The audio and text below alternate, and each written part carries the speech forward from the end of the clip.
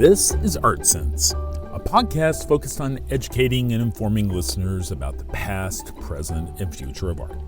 I'm Craig Gould. On today's episode, I speak with author, artist, podcaster, and branding guru Debbie Millman. Millman's new book, Why Design Matters, reflects on the 17 years of conversations that have made up her podcast, Design Matters, including notables in the field of art, design, and those that pursue excellence in every aspect of their life. At the end of the episode, I'll be taking a look at some of the week's top art headlines. But first up, Why Design Matters with Debbie Millman.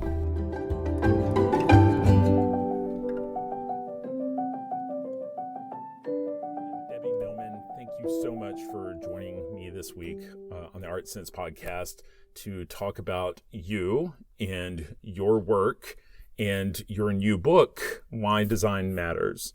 You know, if somebody doesn't know who Debbie Millman is, how would you describe the work you do and how it's kind of manifested itself eventually in this particular book? I am a designer, brand designer, and brand strategist, and I'm an educator. I co-founded the Masters in Branding graduate program at the School of Visual Arts 12 years ago, and I run that program today. And I am an author. I have published 6 books, with the 7th about to be born. And I am host of a long-running podcast, 17 years now, called Design Matters. It's funny when I saw that 17 years, I honestly had to go to Google and try to figure out when did the iPod come out and when did podcasting really start? Because, that's really close to the genesis of podcasting, right? Yeah, it was within, I think, the first year or year and a half of podcasting. I think the first podcast came out in 2003 or 2004. I started planning the show in November of 2004 and launched February 4th, 2005. You have a long history of working in advertising and branding. In 2004, what motivated you to take on something else? And particularly these conversations, like what was the germ of an idea that kind of motivated you to start it? Well, there really wasn't any internal motivation. I got a cold call from a salesperson at a fledgling internet radio network called Voice America. And they were cold calling me to ask me if I'd be interested in hosting a radio show on their business network. And I actually thought they were offering me a job, but what they were really doing was offering me an opportunity to pay them to produce a podcast, or really to produce a radio show that would then appear on Voice America once a week. And at the time, I had been working in branding for many, many, many years and had really dedicated myself to that work. It was really the first time in my professional career that something kind of clicked, and branding was something that I enjoyed and also was able to make a living doing. And in that dedication to that work, I really stopped doing a lot of the side projects or hobbies that I love doing: writing, painting, crafts, music. And after quite a few years of doing the commercial design work and the branding work, I kind of felt like my creative soul was being significantly hampered. And when this opportunity came up, I thought, well, this could be a fun, creative thing to do that's also a little bit associated with work. So it's not like I'm slacking. And so I signed on. I paid them to do 13 episodes, and Design Matters was born. You were now, 17 years, over, what is it now, 440 what is the... Something like that. I don't really, because I do also run reruns. I've done somewhere between 400 and 500 original episodes. And so I've lost count. When you first got into it, but you really didn't have like any radio experience or anything, right? Were you kind of taking cues from other folks like Terry Gross or whoever? Oh yeah, absolutely. I mean, I had no training whatsoever. Everything I've learned by doing and on the job and by making lots of mistakes and wanting to do things differently. It was not something that was in any way intentional. And yes, I've learned a lot from listening to a lot of different masters at work, whether it be Terry Gross or Krista Tippett or Tim Ferriss or Ira Glass or Dax Shepard. Lots and lots of really great interviewers that all have their own style and technique and have something to teach me. In your words, what would you say is the thing that all of these interviews have in common? Because I mean, I feel like it started specific to design and specific to your niche of the business world, but I feel like it's expanded. What is the common denominator now that you kind of look back over, these 400 episodes?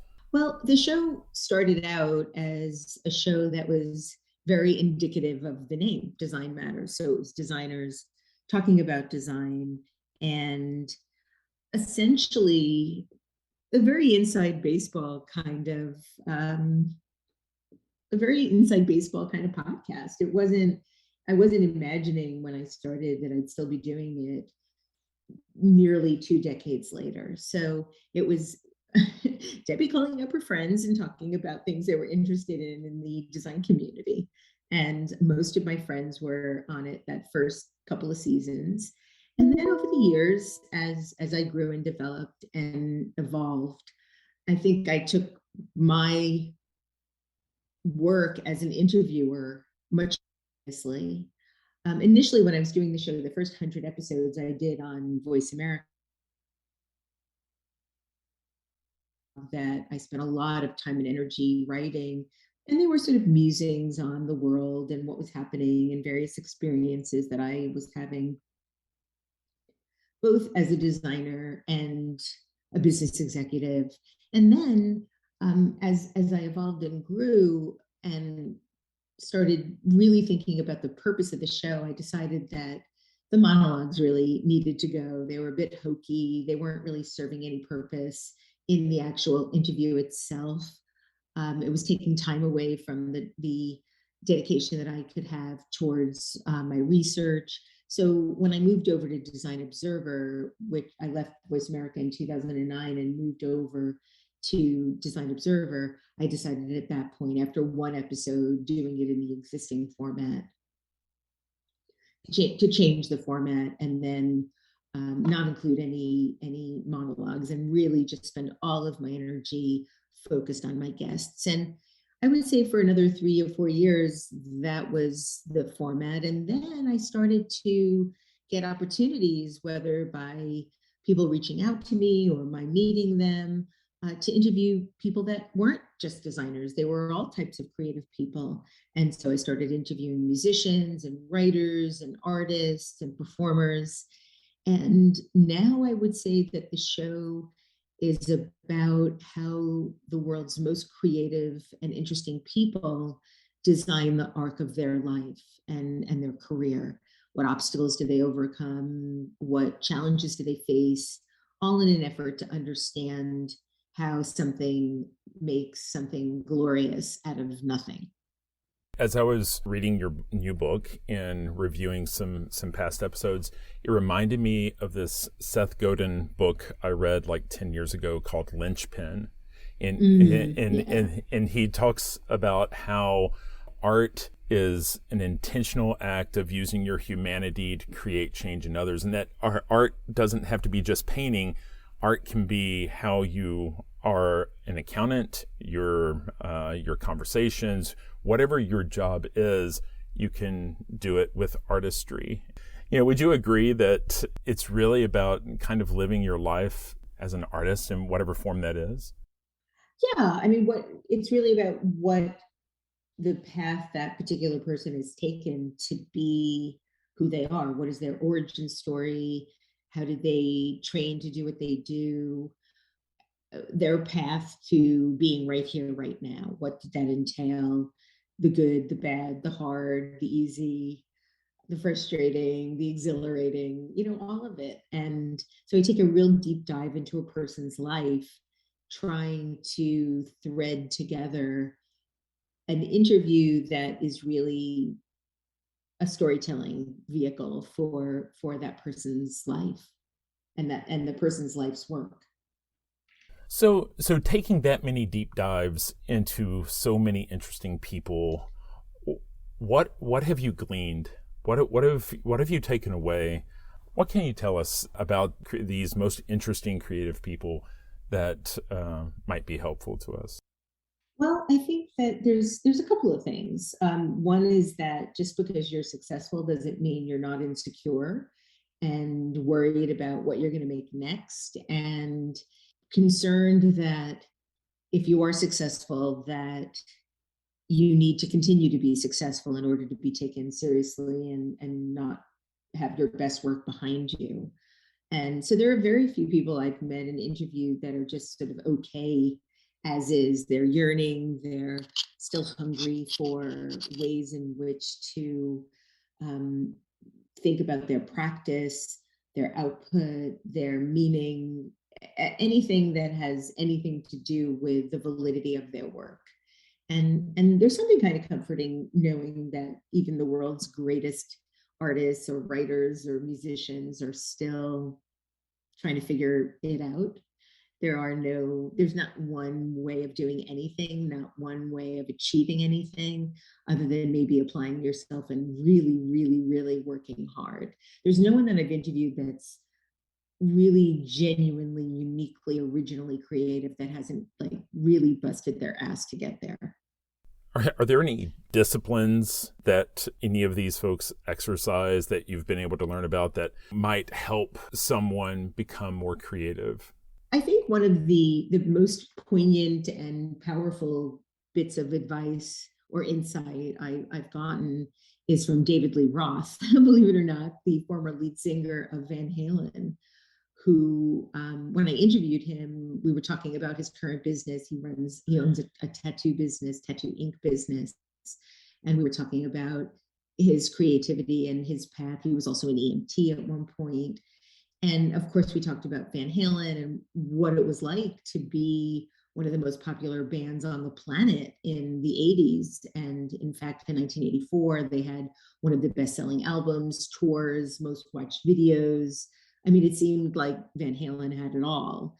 And I asked David what it felt like. What did it feel like to be, one of the most popular dudes on the planet? His response was really poignant. He said, when you get to the tippy top of the tallest mountain that there is, you're often alone. It's always cold, and there's only one direction to continue your journey. And that has really stayed with me. And I think there's something to be said. And I can say this now as a woman in middle age, as opposed to a young gun, that there's something to be said for taking a slow walk up the mountain. That, on my best day, I'd like to think that I don't peak until the day before I die, so that I always can have work that I'm making to look forward to. So, have you thought about what your peak would look like? No. I don't. I mean, I do strive for a lot. I think a lot of that comes from, wanting to prove my value and my worth and my meaning and my purpose. But I think every time I do achieve something that I've longed for and hoped for, then I sort of move on to the next thing, which is something I kind of loathe about myself. I'd like to appreciate things a little bit more and not just think, okay, I've done that. Now what else can I do to prove myself? If you're headed towards the peak, you're no longer alone, right? And so Right. does your wife, Roxanne-gay, who's very well respected in her field as well, does she keep you grounded?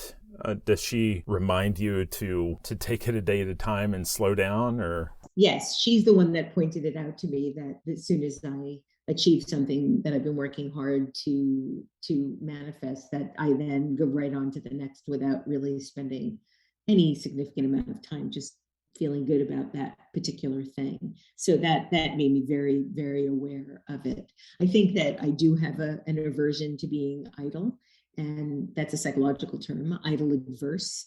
And that is because, that stillness can provoke some terrifying feelings. But I am